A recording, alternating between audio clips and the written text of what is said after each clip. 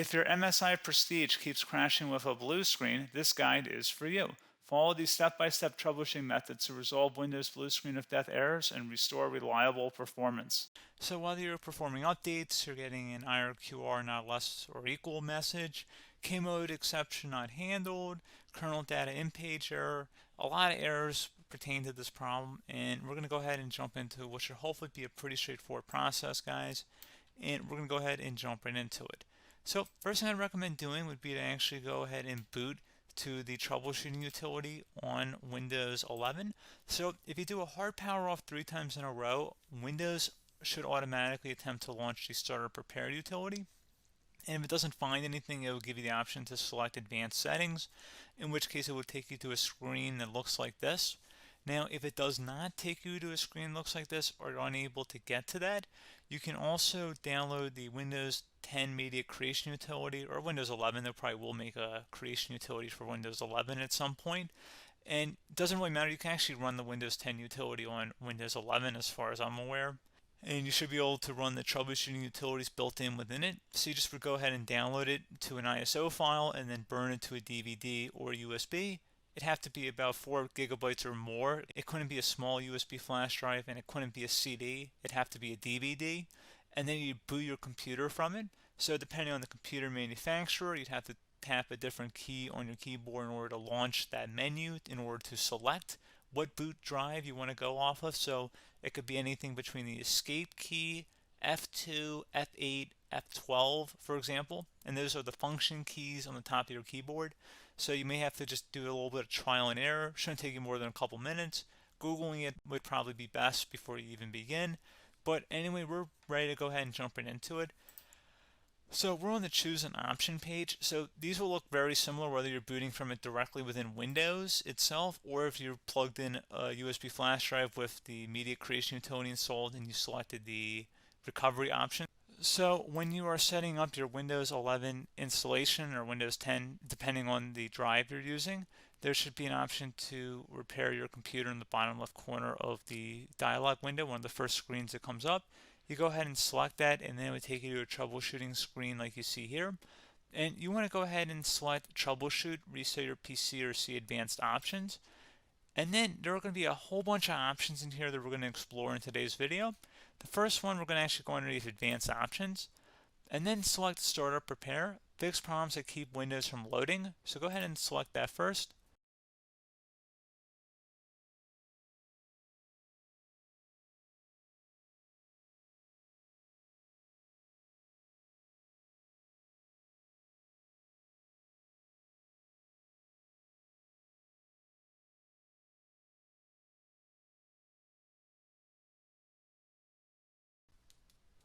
Okay, so you can see it could not repair our PC. That was our first option we could try. Something else, if we go back into advanced options here and then select troubleshoot, we're going to go underneath advanced options again. You can go ahead and actually access safe mode by selecting startup settings. And then if you select the restart button, you have the option on the screen select safe mode with networking, which will give you a key on the screen. It'll tell you which key to press to enter that. I believe it's the F7 key. It'll do that for you. I'm not going to go over that in today's tutorial because I don't really want to go into safe mode, but you're more than welcome to attempt that by going into here and then selecting restart. Again, it'll launch another screen. It'll say what key do you want to press, and it'll give you like 7 or 8 different options, and you want to select safe mode with networking. There's also an option for a command prompt too, but that's going to be something we're going to cover later in this video, and we don't even have to go through that in order to access it. So that's why I'm not going to really push for that, because unless you know exactly what's causing the problem, you probably don't need to go into safe mode. Unless you're trying to recover files, in which case then you definitely can go into safe mode, but we're trying to actually recover our computer here. So I hope that makes sense. Something else we can also try here as well would be to uninstall updates, remove recently installed quality or feature updates from Windows. So if you go ahead and select that, you can uninstall the latest quality updates, which generally is the more day-to-day updates. Feature updates are the less regularly released ones, like the big ones. I would equate it to service packs in like Windows 7 and Windows Vista and Windows XP. So larger updates that occur once or twice a year at most. And the quality updates are more just a regular update. So probably obviously depend. It'll take longer if you're going to try and uninstall the latest feature update versus quality update, and maybe you don't need to go back that far. So just giving you guys a couple pointers with that. Something else you can also look at here, and we're going to jump into the command prompt in a little bit, but you can select System Restore, which will use a restore point recorded on your PC to restore Windows. And this is something I would highly recommend here, guys. So select Next. Assuming you have a restore point saved on your computer, you go ahead and select the most recently created one, and you'll select Next, and then you'll select the drive. You shouldn't actually have to select the drive. You can scan for affected programs, but we're going to keep it all default here, and then we're going to select Finish. So once started, System Restore cannot be interrupted. Do you want to continue? I think we're going to select yes. I don't think we have anything better to do on our computer right now, so just give it a moment here to initialize. It will take a couple minutes to run, obviously depending on how large your hard drive is and how much is saved on the System Restore point. So just give it a couple minutes here.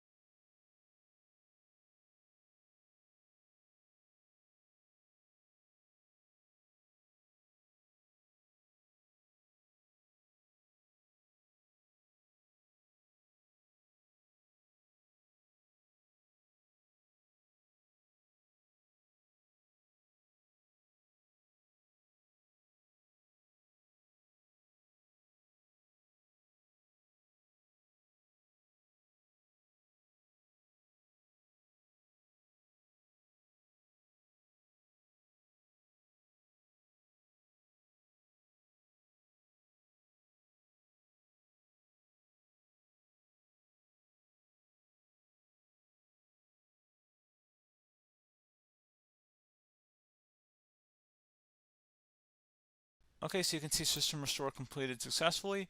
The system has been restored. Your documents have not been affected. Click the Restart button to restart your computer. Go ahead and select Restart.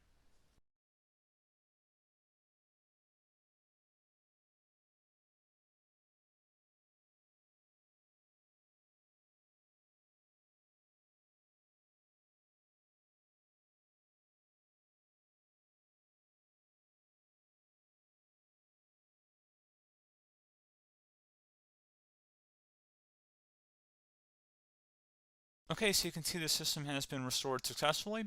We're going to go over a couple different methods in addition to that if that did not work. So I'm just going to pause the video and we're going to start back on the recovery screen that we started with. Okay, so a couple other things we can try here too. If you go back into troubleshoot, you can select reset your PC, while you choose to keep or remove your personal files and then reinstalls Windows. You can select to keep my files, which will remove apps and settings but keeps your personal files. You can also select remove everything, which will remove all of your personal files, apps, and settings. So this is more of a factory reset, the second option here. First option, it should not delete all of your personal files. However, it will pretty much clear most of your programs. And keep in mind, there's no guarantee that your information, number one, is even still available and easily recoverable on your computer to the point that you actually would be able to recover anything. And the second point is that there's always a chance that it won't actually recover and it will just do a factory reset anyway. So there's no guarantee that actually would keep your files anyway. So I would recommend trying to get a recovery tool and backing that up first before selecting it anyway. But again, those are a couple different options. And then something else you can try here if you go back to the choose an option. Another option, if you go underneath choose an option and select troubleshoot, advanced options, and now select where it says command prompt. Okay, so the first thing we should do is type our main hard drive here. In most cases, it should be the C drive. So you just do a C colon and then hit enter on your keyboard. So once you're underneath the C drive, we're going to type in dir and then hit enter on your keyboard. It should have program files, users, and Windows all in there. That's how you know you're in the right directory.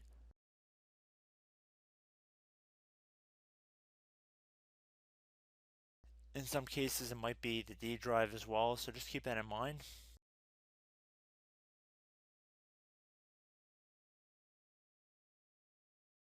Next thing we're going to do is type in cd space / Windows / system 32 / config,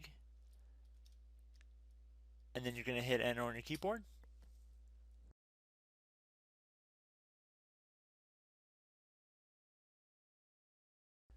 So now you're going to type md space backup. If you've seen other tutorials, it might also say to put down md backup. That's because the backup name is pretty common when you want to back something up. So you can name this whatever you want, doesn't have to be backup. So if you've already made a backup folder in the past, you could do backup 1, for example. So once you're done setting the name you want the backup to be called, hit enter on your keyboard again.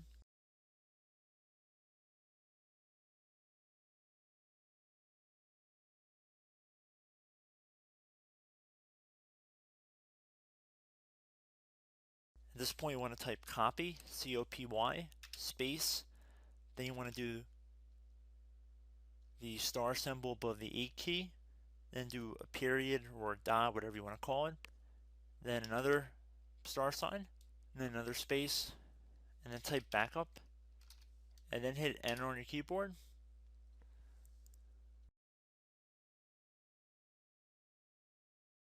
Now you want to type cd reg back, R-E-G-B-A-C-K, and then hit enter on your keyboard. So now that we are under the reg back, so now you want to type dir again, and then hit enter.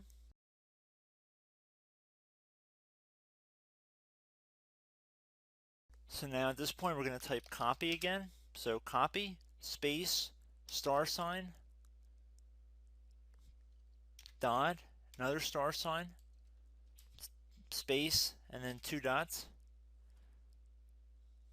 So we're going to type copy, space, star sign, dot, sign, star sign, dot, dot, and then hit enter on your keyboard again. So for overwrite, you want to overwrite all. So type A on your keyboard, so capital A, and then hit enter on your keyboard.